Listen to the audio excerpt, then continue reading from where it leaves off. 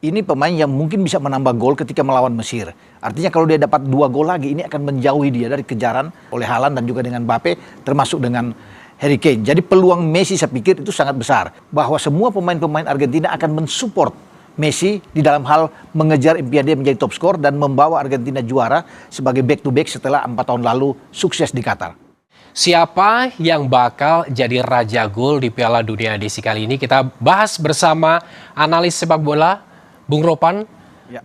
Roni Pangemanan. Selamat datang di studio Kompas TV. Ya, selamat malam. Bung Ropan, Ya. ini ada 3 pemain. Pertama ada Mbappe, Messi, dan Haaland. Menurut Anda, ketiganya ini melaju ke perempat final, namun Argentina masih harus ada pertandingan dengan Mesir. Menurut Anda, dari permainan yang mereka lakukan ini, siapa yang akan unggul untuk mendapatkan predikat top skor? Ya, yang menarik dari ketiganya kan semua ini berposisi sebagai nomor 9, 2 di antaranya nomor 9. Messi kan bukan nomor 9, nomor 10, lebih ke belakang. Dan punya potensi karena tiga-tiganya itu semua hadir, berpeluang untuk bisa menambah pundi-pundi gol. Karena sampai ke putaran ke-8 dan Messi sedang menuju ke putaran ke-8 besar ya. Tapi harus diingat bahwa masih ada satu pemain predator gol, yaitu Harry Kane, striker dari Inggris. Yang kemarin juga ikut membuat gol ya dari titik putih, dan dia ada 1 gol di belakang Messi, Mbappe, dan juga dengan Erling Haaland. Kalau bicara soal Messi, saya pikir ini pemain yang mungkin bisa menambah gol ketika melawan Mesir. Artinya kalau dia dapat 2 gol lagi, ini akan menjauhi dia dari kejaran dari tekanan ketat yang diberikan oleh Haaland dan juga dengan Mbappe, termasuk dengan Harry Kane. Jadi peluang Messi saya pikir itu sangat besar karena dia menyimpan 1 pertandingan melawan Mesir dan berpotensi bahwa semua pemain-pemain Argentina akan mensupport Messi di dalam hal mengejar impian dia menjadi top skor dan membawa Argentina juara sebagai back-to-back setelah 4 tahun lalu sukses di Qatar. Ini kan ada 3 top skor itu, ada Mbappe, ada Messi, terus ada Haaland, dan juga di urutan keempat ada Harry Kane. Kita lihat yang Mbappe statistiknya seperti apa. Nah, kita kalau lihat nih statistiknya, Mbappe itu mencetak 7 gol. Untuk menit bermain ini ada 482 dan dia berhasil unggul karena ada 2 assist. Jadi yang menempatkan Mbappe itu ada di atas melebihi Messi dan juga Erling Haaland karena assist dia.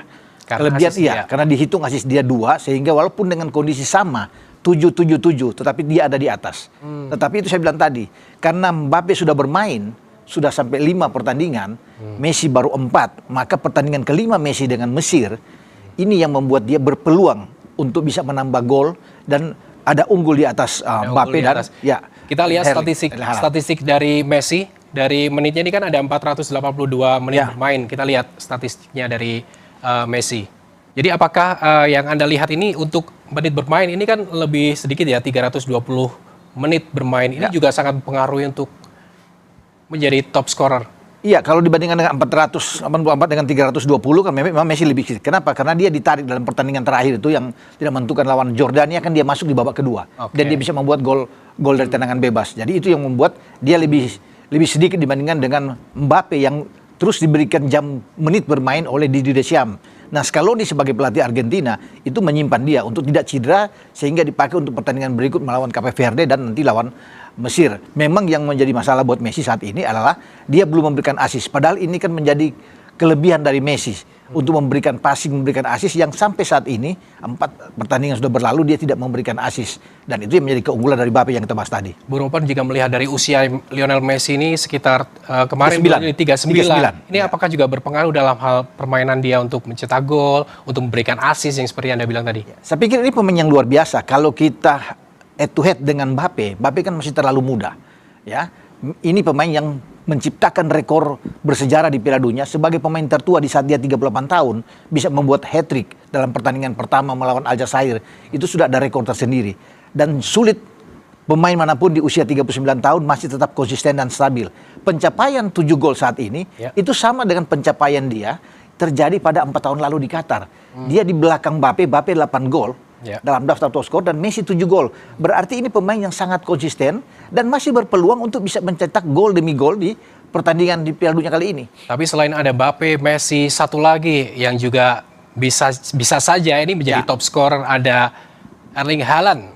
Ya. Ini mencetak 7 gol, ada permainannya bermain durasi 416 menit. Menurut Anda seperti apa? Karena di Norwegia ini dijuluki jadi mesin golnya Norwegia. Iya, kalau bicara dengan Haaland memang dia menjadi predator yang sangat menakutkan di lini serang sebagai nomor 9 di Norwegia, tapi memang sama seperti Messi dia belum menciptakan satu assist pun. Tapi karena memang dia ditugaskan untuk bisa mencetak gol, bukan untuk memberikan assist. Ya, kalau Harry Kane kemarin sudah memberikan ada assist terhadap Jude Bellingham ya di gol kedua. Tapi apapun ini menjadi pemain yang bisa ya meneror perjalanan Messi untuk bisa membuat rekor bersama dengan Mbappe ya, karena dua ini kan menjadi pencetak gol terbanyak di 4 tahun lalu antara Mbappe dan Messi, dan ada di belakang adalah Erling Haaland yang bukan tidak mungkin dia akan membuat gol di saat akan menghadapi Inggris di babak 8 besar. Kita melihat Erling Haaland ini usianya juga masih muda ya. Masih muda. Kedepannya mungkin seperti apa Anda melihatnya? Ya, kalau melihat seperti ini progresnya ke depan ini untuk 3-4 Piala Dunia ke depan dia masih oke lah, masih kuat ya untuk bisa ini. Paling tidak 2 atau 3 lah untuk bisa dia lebih berkembang dengan baik. Sama seperti Mbappe. Mbappe itu baru 3 Piala Dunia, 2018, 2022 dan sekarang sudah membuat 19 gol. Messi kan 20 gol secara total di 6 edisi yang dilakukan. Mbappe lebih kecil lagi, di 3 edisi saja sudah 19 gol, memecahkan kan rekor dari Klose, striker dari Jerman. Jadi bukan tidak mungkin di edisi berikut di 2030, Mbappe akan bisa menambah gol, bisa melewati rekor dari Messi. Karena Messi kan sudah menjadikan pesta bola saat ini sebagai the last dance buat dia dan tidak akan mungkin ikut. Tapi untuk Piala Dunia 2026, apakah nanti akan menjadi pertarungan antara Haaland dan juga Mbappe? Iya, saya pikir begini, kalau bicara dengan Haaland ini, kalau dia bisa melewati atau Norwegia bisa melewati Inggris, peluang untuk bisa menjadi juara dunia itu terbuka. Kenapa? Karena kan belum ada juara dunia baru yang saat ini yang ada, karena berputar-putar di antara Argentina, Brasil, Jerman, Prancis, Spanyol, ya mereka-mereka lah. Nah, untuk mencari juara dunia baru sekarang, potensi itu ada di 3 tim. Ada di timnya Haaland, Norwegia, ada Maroko, dan juga dengan Portugal. Kalau Portugal bisa melewati Spanyol, maka kalau bicara dengan Erling Haaland, terbuka posisi dia. Kalau dia bisa menambah 1-2 gol lagi melawan Inggris, tentunya dia akan ada di atas di dalam persaingan menjadi top skor bersama dengan Messi dan Mbappe. Satu lagi pencetak 6 gol, main dari Inggris, ada Harry Kane. Ya. Kalau melihat Harry Kane seperti apa? Ya, ini memang sama juga ya kalau bisa melihat dengan Erling Haaland dan Mbappe, karena sebagai pemain nomor 9 berbeda dengan Messi. Tapi kan kelebihan dari dia, kalau Mbappe sudah membuat 2 gol, ya, dia sudah membuat 1 assist, bukan 2 gol, 2 assist, dan Harry Kane membuat 1 assist dengan bermain 443 menit. Jadi ini pemain yang berpotensi juga untuk bisa menjadi top skor. 2018 Harry Kane menjadi top skor dengan 6 gol di Rusia. Dan sekarang dia sudah 6 gol, berarti pencapaian dia di Rusia sama seperti saat ini dengan 6 gol. Perolehan dia, peluang dia untuk bisa menambah gol terbuka kalau bisa mengalahkan Norwegia. Artinya kalau dia bisa menambah 1-2 gol kan dia bisa ada 8 gol.